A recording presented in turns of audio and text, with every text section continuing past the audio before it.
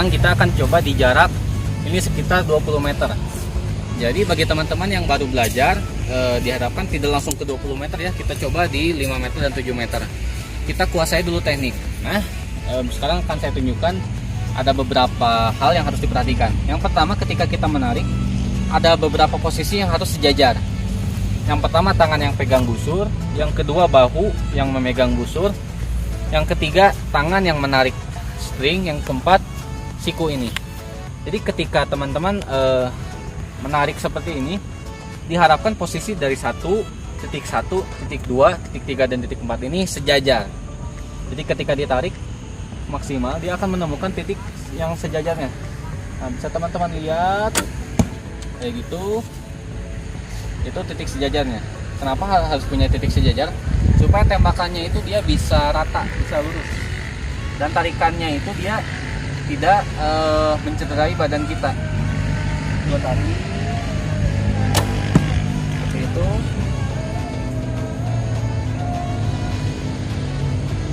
Kita coba teknik seperti yang tadi awal. Teknik yang ketika membidik itu dia lebih lama. Coba bidik lebih lama. Seperti itu. Untuk menggunakan katra. Oh ya, bagi teman-teman yang belum bisa katra, sebenarnya kita tidak wajib menggunakan katra ya. Ini saya coba pakai teknik yang tidak terlalu menggunakan katra. Kita tarik. Ini masih menggunakan katra, maaf. Nah, kita coba benar-benar tidak menggunakan katra. Tarik. Nah, itu katranya hanya sedikit.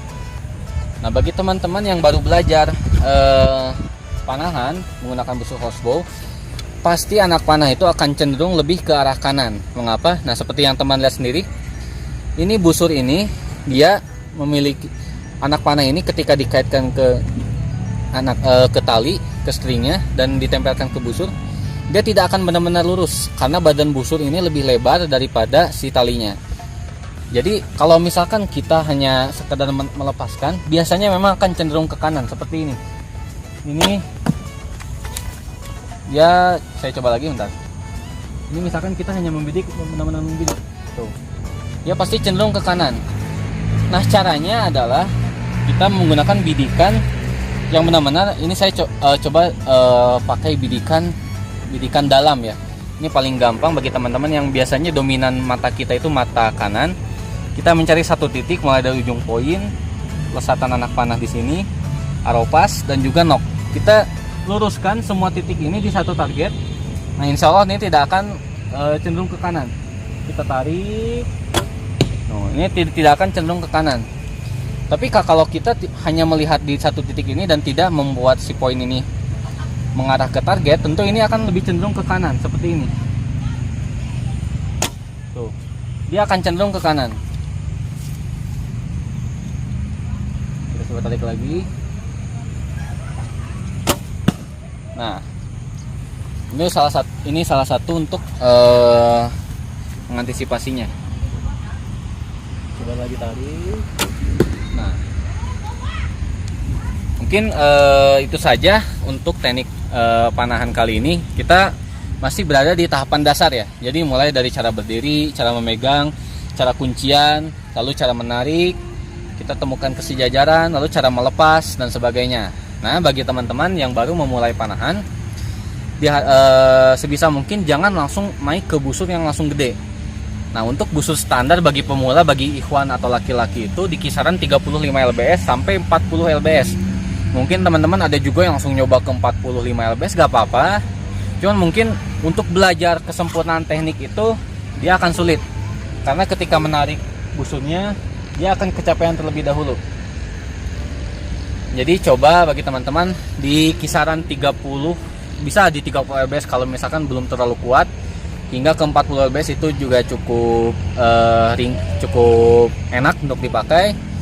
Dan yang pertama, luruskan niat terlebih dahulu, karena di panahan ini ada yang namanya disebut itu akurasi. Biasanya kalau kita tidak akurat, ada perasaan kecewa dalam diri kita. Nah, itu yang akan membuat semangat panahan kita ini menurun. Lalu kalau misalkan kita akurat dan teman kita yang tidak akurat, mungkin kita akan merasa tinggi hati dan merendahkan teman kita yang belum akurat. Nah, jadi salah satu poin penting yang patut dijaga dalam panahannya adalah ketawaduan dan juga bertawakal.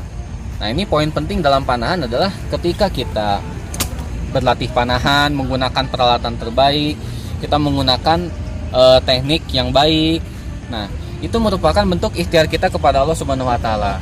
Lalu setelahnya ketika kita melepaskan anak panah, nah di situ adalah posisi tawakal kita kepada Allah. Jadi mau anak panah masuk ke target ataupun tidak, bila kita sudah ikhtiar terbaik, kita harus bertawakal.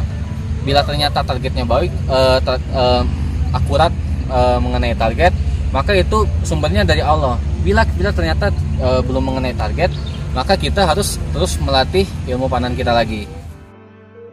Mungkin teman-teman itu saja untuk video kita kali ini. Jadi kita sudah belajar teknik dasar memanah menggunakan busur horsebow. Ini salah satunya busur horsebow. Nah, bagi teman-teman yang belum memulai panahan, ayo kita segera mulai panahan, karena panahan ini merupakan olahraga yang sangat disunahkan oleh Rasulullah dan merupakan sebaik-baiknya permainan. Jadi sangat banyak sekali anjuran oleh Rasulullah tentang bagaimana memanah ini. Ini sangat baik, selain bermanfaat bagi fisik kita, bagi kemampuan berpikir kita, melatih fokus dan melatih kesabaran dan sebagainya, tapi juga baik untuk jiwa kita. Jadi benar-benar melatih ketawaduan kita ketika kita berperforma baik, dan juga melatih ketawakalan kita ketika kita dalam panahan belum menemukan performa yang maksimal. Nah, mungkin itu saja dari saya untuk video kali ini. Kita nanti akan ketemu lagi, kita akan meneliti lebih dalam mengenai berbagai jenis busur dan juga berbagai jenis anak panah, berbagai jenis teknik, insya Allah di video kita ke depannya. Mungkin itu saja. Wassalamualaikum warahmatullahi wabarakatuh.